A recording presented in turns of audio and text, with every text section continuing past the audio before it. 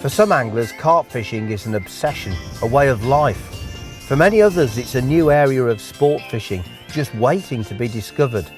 My name's Matt Hayes, and I'm here in Ontario, Canada, to explain the simple tactics that will help you catch your first big carp.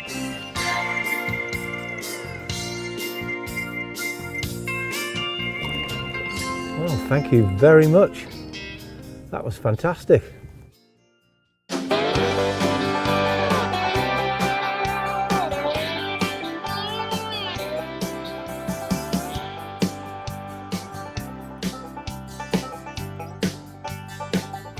This is my third time to Canada now. The last couple of times in Ontario, been a little bit unlucky with the weather. It's been really hot. Came in August and you just take pot luck. I just happened to drop wrong twice. But this time around we've come in early autumn and it's been just wonderful really. The temperature's really nice, the autumn colours are lovely. I like Ontario. It's very laid back here. And when you're fishing, you are carp fishing, which is kind of familiar, but you're doing it in such a different place with such a different culture that you really feel as if you're having a holiday, and I think that's great.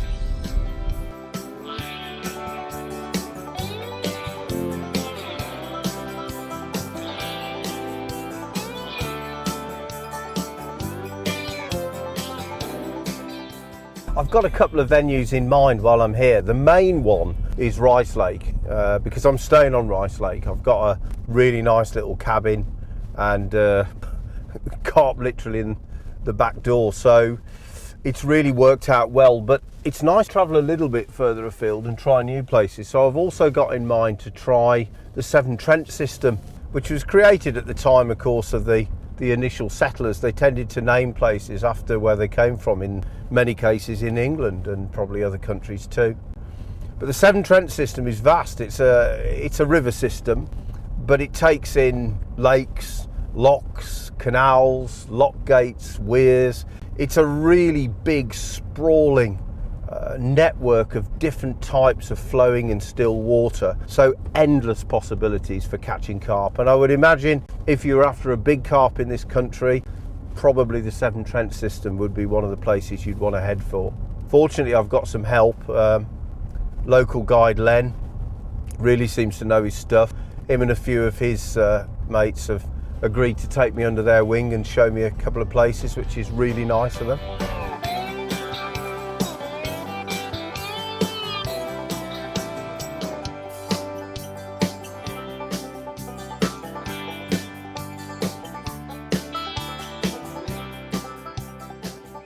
So you want to catch a few more carp, maybe your first carp.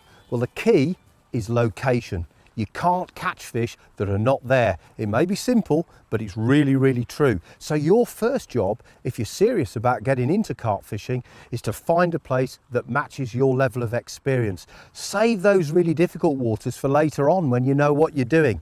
From the off, try and find yourself a place where you're going to catch some carp, and that will build your confidence. And there's nowhere on the planet like this place. This is Ontario in Canada, and there are probably more carp here than anywhere in the world. They're big, hungry fish that are not too difficult to catch, and it's the perfect place to start off a carp fishing education. But if you can't come to Canada, don't worry, because the advice that I'm going to give you will sort out a lot of the common problems that people experience when they take up carp fishing. And it starts with location.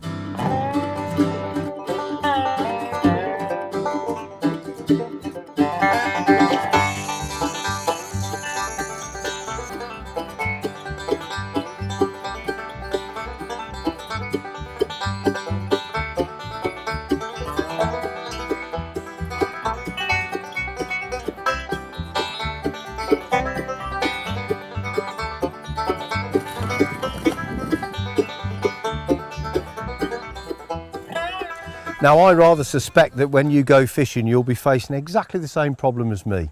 I've just got out of the car. I've got a massive sheet of water here. There's a canal, there's rivers, there's a great big open basin. It is a huge network of waterways and it contains a lot of carp. But where are they? Where do you start? Well, if you understand the simple rules about what attracts carp to certain places, then that is a massive shortcut to catching them. Locating fish isn't actually that difficult if you're prepared to think about it. Like all wild creatures, carp like food and shelter, so you'll find them in the places that provide those things. Number one on any fishery, whether it's a river or a lake, is the margin or the bank, because that will extend around the whole fishery, or in the case of the river, the whole length of the water. There you're going to find some pretty interesting stuff. Carp love to patrol the margins because they find a lot of food there. And they also find places to shelter, overhanging bushes and trees, for example, or places that they like to browse around, like promontories and gravel bars. There are lots of features under the water too. They're not always visible to the naked eye, but carp anglers have developed techniques to actually find them. Things like sunken gravel bars, structure under the water might be a boat or a sunken tree or something like that. Anything that breaks up the mundane surroundings or provides a feeding opportunity. So potentially there are many places that can hold carp, and sometimes, as in this case, you've got almost an overload of features. But I figure with these lock gates here and all of this wonderful structure and cover, there has to be carp. So I'm going to go up there and try and catch one. Well, what an amazing place this is. It's a really big lock system. And when the gates are open, the water's absolutely trammeling through here, really turbulent. And what it's done is it's actually scoured out a gully in between these two jetties. It's a perfect food trap that should attract the carp in really close. So I'm going to try and illustrate what I've been talking about location. I'm going to fish underarm cast, really close range, and see if I can prove a point.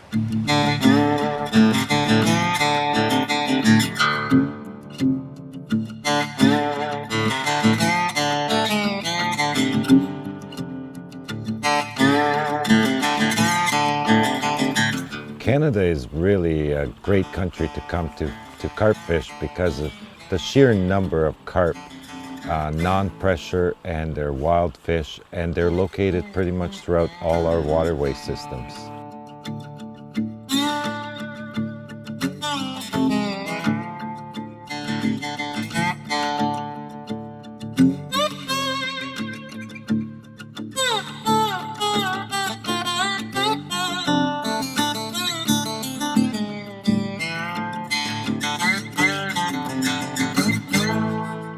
So this is the swim that I've chosen, and it's a really interesting place. There are lots of areas here that could contain carp and attract carp. All of this structure for a start off, which is absolutely amazing.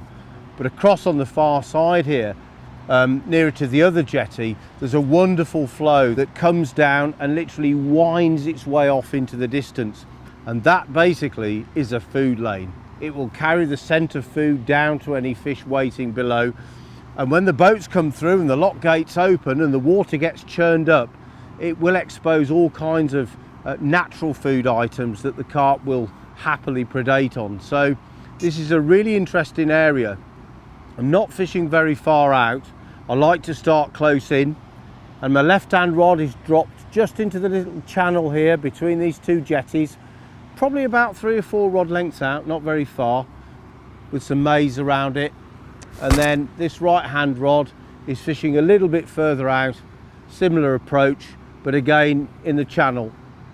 So let's see.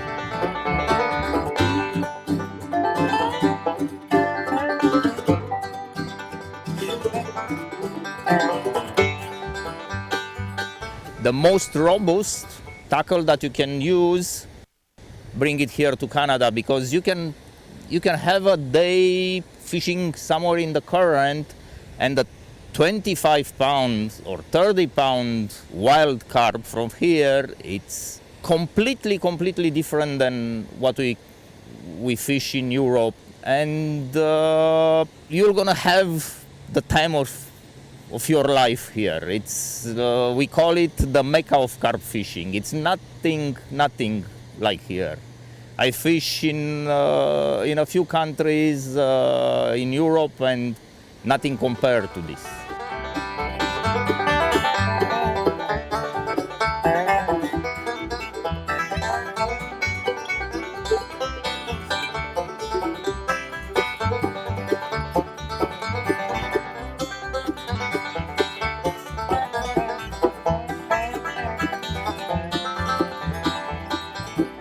Modern carp fishing is all about setting traps, and it's quite normal to fish with multiple rod setups and rigs that basically hook the fish for you. It's really about outwitting the fish and outmaneuvering them that lies at the centre of its appeal. But you don't have to spend an absolute fortune on getting all the gear straight away. You don't need 3 rods to catch a carp. You can catch a carp with 1 rod, and 1 rod properly employed is far better than 3 rods badly deployed. So you don't need all the stuff, but if you are going to buy equipment, you want to buy the right stuff. If you're fishing on a small still water, then you want a rod that's around 12 feet long with a test curve of about 2.5 pounds. Now you might be wondering, what does test curve mean? Well, basically the test curve is the weight in pounds required to bend the tip to 90 degrees. And what that tells us is that a 3 pound test curve rod is more powerful than a 2 pound test curve rod, and a 4 pound test curve rod is more powerful than a 3 pound test curve rod. So that's really all you need to know. The actual mechanics of it are unimportant. It's just a way that we use to express the relative power of the rod. So for a small still water, you might be using a 12-foot, 2.5 pound test curve rod. Perfect. But when you've got to cast further, or you're dealing with much bigger fish in really strong currents, you might actually have to go for something more powerful, such as a 3 pound or even a 3.5 pound test curve rod. The reel is a very important piece of equipment. The number 1 requirement is reliability, especially when you're fishing somewhere like this, where the fish are immensely powerful. This drag should give line smoothly. That's really, really important. So basically we've got a 12-foot rod, we've got a fairly large reel with a good spool capacity and good cranking power. So you want to get a reel with a low gear ratio, and take advice if you don't know what that is. And then we're going to fill the spool up with between 12 and 18 pounds breaking strain line, depending on the nature of the swim. It's not about the weight of the fish, it's more about the conditions. So in open water on a small lake, 12 pounds absolutely fine. But if you're out here fishing among the rocks, you want more protection. And I'm using 18 pounds line. But note that it's filled up to the lip of the spool. So the line won't spill off uncontrollably, but when I cast, I'm not going to get excessive friction, and the whole rig will sail out smoothly. The rig itself will be the subject to future discussion, but basically it's a typical modern carp rig, self-hooking, so you'll need some rig components. And then finally, you'll probably need something to rest the rods on. Some people like a rod pod. I prefer bank sticks wherever I can get away with them. Some alarms, some bite indicators, an unhooking mat, and a fairly large landing net, big enough to accommodate the largest carp that you're likely to catch. With that basic list of equipment, I can catch a lot of carp. I don't need everything, including the kitchen sink. I don't need a bivvy. I don't even need 2 rods, to tell you the truth. But that's part of the modern game, and it makes the fishing more enjoyable in its own way.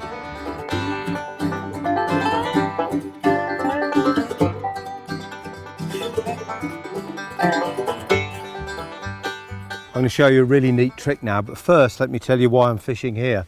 I'm actually on the dam here, and this is a massive feature on this piece of water, and I've been chatting to some of the local lads and they've told me this is a really good place to find carp, and one of the best spots is really close in, just at the bottom of the slope off the dam here, about 4 rod lengths out. The water goes into about 12 feet and it just plateaus off nicely, and the carp love to come up the slope and feed on top of that plateau. But this is a really good way to catch carp.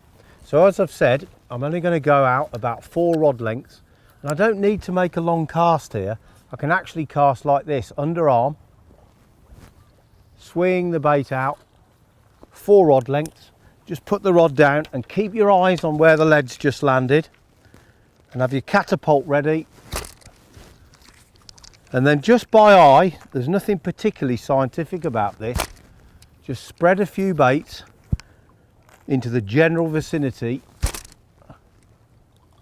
of where your rig has just landed.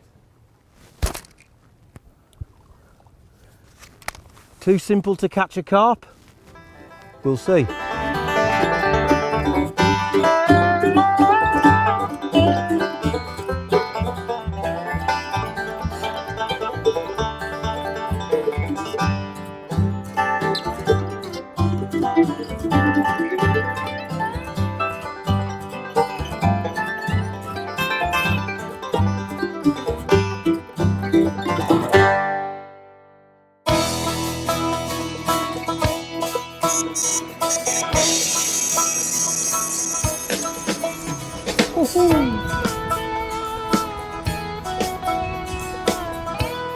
This is a really wild fish.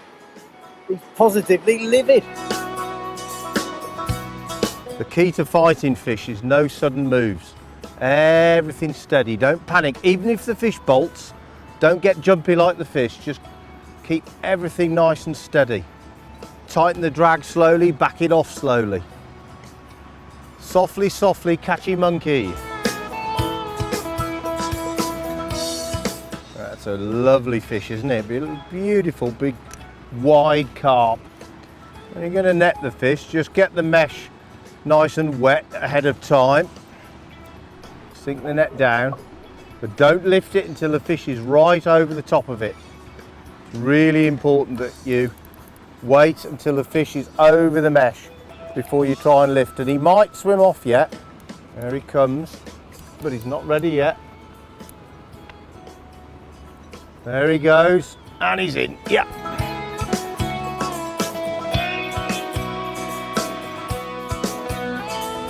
Oh, that's a beautiful fish, really nicely hooked, right in the lower lip. Take the hook out. Classic Canadian carp, beautiful. Massive fins and a huge tail to boot. How about that? Proof that locating carp is the key to catching them.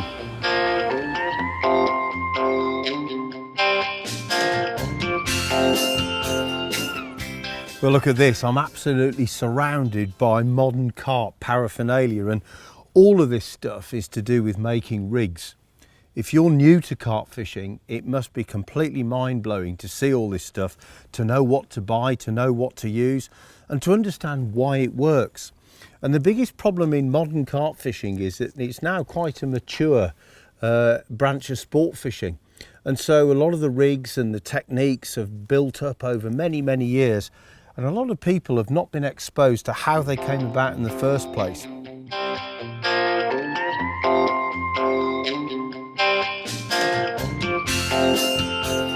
What you need to understand about a modern carp rig, and I've got one here, is that effectively it's designed to do 2 things. The first thing is that the bait will often be in the water for quite a long time. And we don't want nuisance fish to take that bait. We want it to stay there until the carp eat it. And because of that, special baits have been developed that have actually got hard skins and are designed to resist the attentions of nuisance fish. Boilies are a classic example. They're a tough skin bait. Maize is also an excellent bait because it's naturally tough skinned and it's very difficult for the smaller nuisance fish to break it down.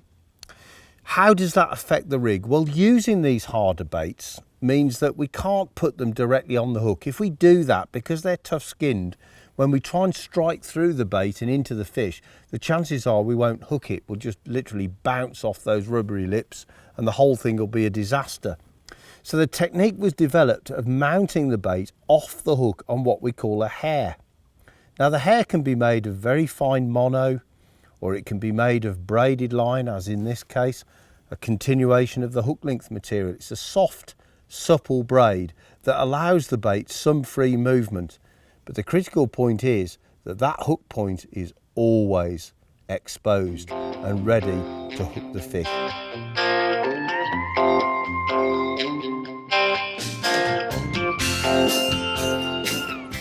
Now, it was called a hair rig because initially, when the experiments were done by Kevin Maddox and Lenny Middleton, they used hairs off Lenny's head, very fine, soft hairs, to mount the bait on. Nowadays, we realise you don't need to do that. You can use braids and monos and things.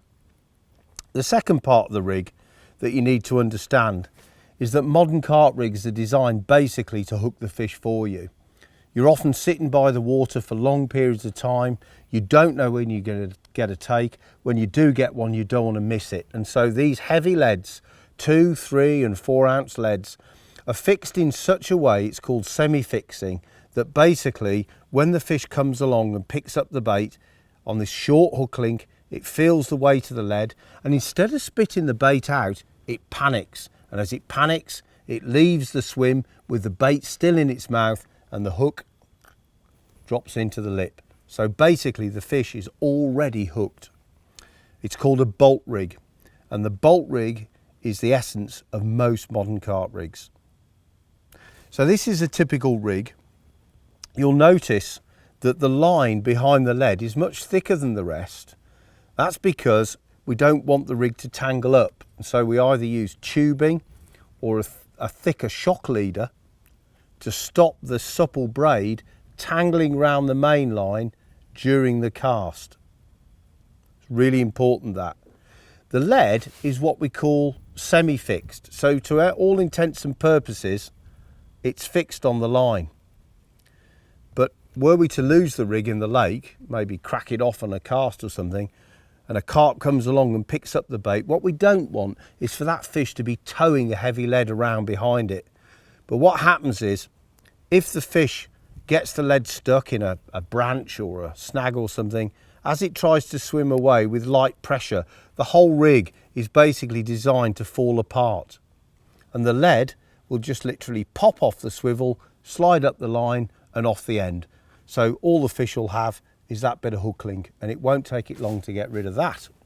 So this is a very safe way of pursuing carp. It's a very effective way, and it's basically a question of setting a trap and waiting for it to be sprung.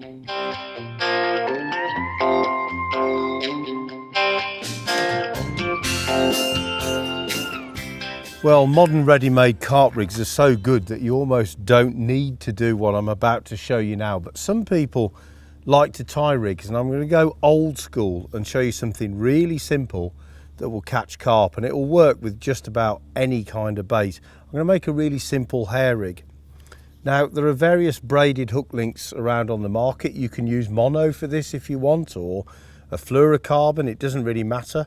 It works with coated braids as well, but this is a basic uncoated braid. And I like my rigs normally to be around 30 centimetres long. There are occasions when I use them much shorter, but we'll start off round about a good old-fashioned foot. So I'll just chop off a bit more than that because there'll be a bit of waste when I tie this rig. So first thing I'm going to do now is create an overhand loop by doubling the line back and just literally folding it back over itself to form another loop. Once I've got that other loop, I can push the end of the loop back through the loop I've made in the line. And then I want it to be fairly small and neat.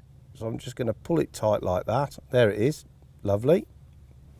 And then I'm just going to trim off with the scissors. Now I've done this first because what I'm going to show you is important. A lot of people struggle with the length of the hair. And the hair is the bit that hangs free from the hook. So what I'm going to do is I'm going to put on my bait. I'm just going to use one regular boilie straight out of the bag. This is what we call a bottom bait. I'm going to pop it on the needle and then push the needle into the loop of line I've just created and put the boilie, push it off the needle and onto the braided length. Then I'm going to take a little rig stop and I'm just going to push the end of the rig stop into the braided loop and pull it tight. So now, as you can see, my boil is just hanging on a piece of line, and you might be thinking, well, what good is that? But this is ingenious, and as with most brilliant things, it's actually clever in its simplicity. So what I'm going to do now, I've got a size 8 hook, which is a good choice for a single boilie this size. Match the hook to the size of your bait. If you're using a lot of bait on the hook, doing multiple baits or whatever, you'll need to go up in hook sizes. But for a single boilie of this size, then this is perfect. And what I'm going to do is I'm going to go through the back of the hook. I'm going to go through the eye of the hook, as you can see there, look, from the back. That's very important. Don't go in from the front, and then draw it up until you've got the boilie sitting just where you want it. Now, I'm a bit old-fashioned. I like it to hang just below the bend of the hook. Some people like it shorter, some people like it longer, but I like it like that. So I'm going to trap it like this, and then I'm just going to wind down with butting turns. I'm going to make 5 wraps. Then I'm going to moisten the end of the line again, like so. Always at the back, draw it up, and now it's trapped the boilie and formed a hair. And all I need to do to that now is to tie it onto a swivel. But before I do that, if you want to be really, really fussy and you want to avoid tangles, because this braid's quite supple really, a little rubber sleeve like this one. It's a little bit fiddly because the braid's quite soft, but you'll get there in the end. And then I can just leave that sitting on the line. And then when I tie off to my swivel, I can pull this silicone up and just lock it over the bottom eye of the swivel, and it will help prevent tangles. It's a really, really simple rig actually, and it's been around for donkey's years. But I'll tell you now, it doesn't half catch some fish. So, da-da, here it is. The finished rig in all of its glory. There's the hair rig with the boilie on it hanging just below the hook at a very nice angle for hooking a fish, I might say. And then a relatively short hook link with the sleeve above it, which will help stop tangles, that little stiff boom there. The end part, which is the important bit, is still supple and flexible. It will allow the bait to behave naturally like the free offerings do. This part's a bit stiffer to cut down on tangles. We've got our inline lead with the line running right through the body of the lead, tied onto the top eye of the swivel, allowing us to push the top end of the silicone rubber for our boom onto the bottom eye of the swivel. To help prevent tangles, above the lead, I've got some of this tubing. Now this is sinking tubing. It's impregnated with tungsten, so it helps the line to sit down on the bottom. And that can be quite good actually for keeping it out of the way of really hard feeding carp, because when they're really going at it, all that turbulence and fins and tails in the swim catches your line all the time. And if it's pinned down on the bottom by some heavy tubing, you're going to avoid any false takes or what we call line bites. So the whole thing's really neat and it's all locked together, but under moderate pressure everything can pull apart. So it's a really good rig. It's one that I use a lot. It's simple and old school, but I think it'll catch a fish.